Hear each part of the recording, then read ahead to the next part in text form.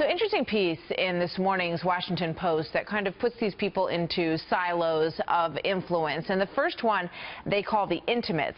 Steve Bannon, Jared Kushner, and Jeff Sessions, Senator Jeff Sessions, who was really the first senator to come on board behind Donald Trump.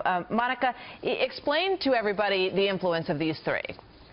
Well, we know from just having observed Donald Trump over the last year and a half that I think he prizes loyalty above everything else. And these three individuals have been extremely loyal to Donald Trump through thick and through thin.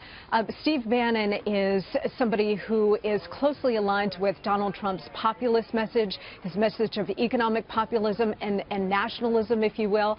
So he's somebody I think ideologically he is totally in tune with. Jared Kushner, of course, his son-in-law, somebody who's part of the inner circle in terms of being in the family, and somebody who's really smart and accomplished in his own right, who Donald Trump trusts on business matters and other issues. And as far as Jeff Sessions goes, Jeff Sessions was really the first normal politician to come out and support Donald Trump, and that gave his campaign a huge dose of legitimacy and credibility when it needed it most. Let's look at the operators. You've got Reince Priebus, the head of the RNC, who's going to be chief of staff, one of the few people who's already been named.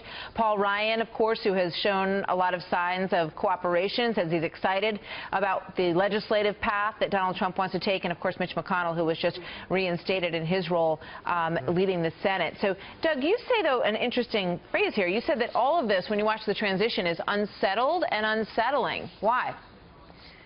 Well, because we know who the actors are, Martha, and we know what their history is with Donald Trump. And Monica is correct to say that loyalty matters, but the other thing is that in politics in Washington, there's a lot more than loyalty that comes into play, like legislative ability. Reince Priebus and Mitch McConnell are going to be central, along with Paul Ryan, to one, keeping the establishment wing of the Republican Party in line, and second, even more important, to getting the Trump legislative agenda through. But that being said, they're important for their political ties and their legislative ties.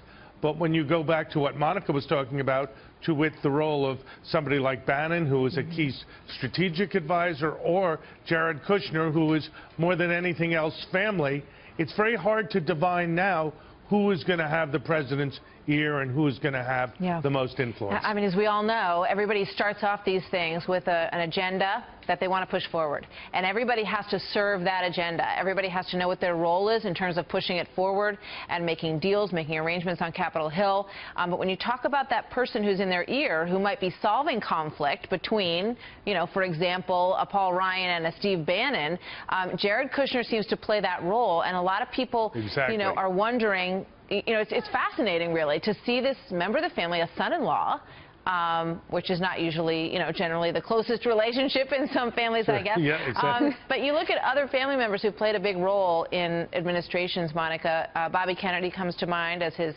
brother's AG, of course. George W. Bush played a very instrumental role in his father's administration as that person who was there to sort of keep an eye on everything. Sure, yeah, it's not unprecedented. But there is one name, Martha, that we haven't discussed who I think is going to be extremely critical here, and that's Governor Mike Pence when he becomes vice president.